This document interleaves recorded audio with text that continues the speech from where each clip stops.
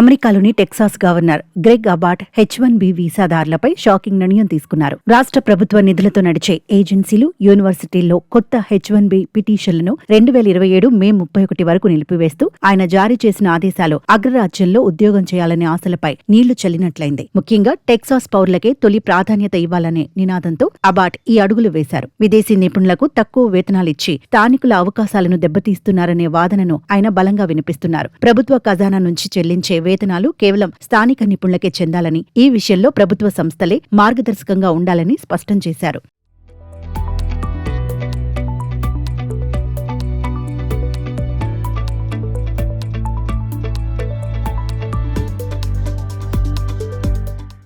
ఈ పరిణామం కేవలం ఉద్యోగాల నిలిపివేతకే పరిమితం కాలేదు. గత ఏడాది కాలంగా ఫెడరల్ స్థాయిలో ట్రంప్ ప్రభుత్వం అనుసరిస్తున్న కఠిన విధానాలకు ఇది కొనసాగింపుగా కనిపిస్తోంది. ఇప్పటికే కొత్త H-1B దరఖాస్తులపై $1,00,000 భారీ రుసుమును విధించడం, లాటరీ విధానం స్థానంలో గరిష్ట వేతనం ఉన్నవారికే ప్రాధాన్యత ఇచ్చేలా నిబంధనలు మార్చడం వంటి చర్యలతో విదేశీ ఉద్యోగుల నియామకం భారంగా మారింది. ఈ నేపథ్యంలో టెక్సాస్ ప్రభుత్వం కూడా అడుగులు వేస్తూ అసలు విదేశీ నిపుణుల అవసరం ఎంతవరకు ఉందనే అంశంపై సమగ్ర విచారణకు ఆదేశించింది. మార్చి 2026 నాటికి ప్రతి ప్రభుత్వ సంస్థ తాము గతంలో నియమించుకున్న విదేశీ కార్మికుల వివరాలను, వారి స్వదేశం, వేతనాల నివేదికను సమర్పించాల్సి ఉంటుంది.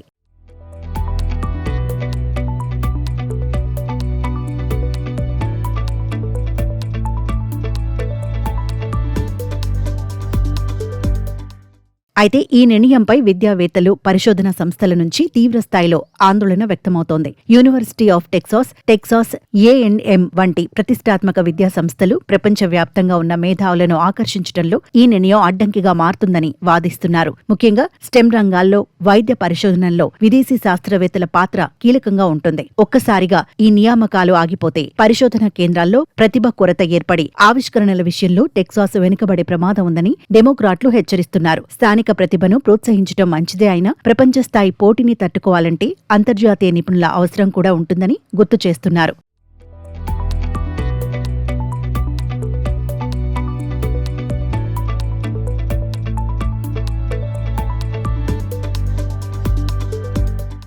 మొత్తానికి గవర్నర్ అబాట్ తీసుకున్న ఈ తాత్కాలిక విరామం టెక్సాస్ వర్క్ ఫోర్స్ విధానంలో ఒక పెద్ద ప్రయోగానికి తెరలేపింది. చట్టసభ సభ్యులు కొత్త నిబంధనలు రూపొందించడానికి, అలాగే ఫెడరల్ స్థాయిలో జరుగుతున్న మార్పులకు అనుగుణంగా రాష్ట్ర యంత్రాంగాన్ని సిద్ధం చేయడానికి ఈ సమయాన్ని వాడుకోనున్నారు. ఒకవేళ అత్యవసర పరిస్థితుల్లో విదేశీ నిపుణులు అవసరమైతే టెక్సాస్ వర్క్ ఫోర్స్ కమిషన్ నుంచి ప్రత్యేక అనుమతి పొందే వెసులుబాటు కల్పించినప్పటికీ నిబంధనలు అత్యంత కఠినంగా ఉండబోతున్నాయని అర్థమవుతోంది. ఈ నిర్ణయం టెక్సాస్ ఆర్థిక వ్యవస్థపై, అలాగే అక్కడ స్థిరపడాలనుకునే భారతీయ సాఫ్ట్వేర్ ఇంజనీర్లు, శాస్త్రవేత్తలపై ఎలాంటి ప్రభావం చూపుతుందో చూడాలి.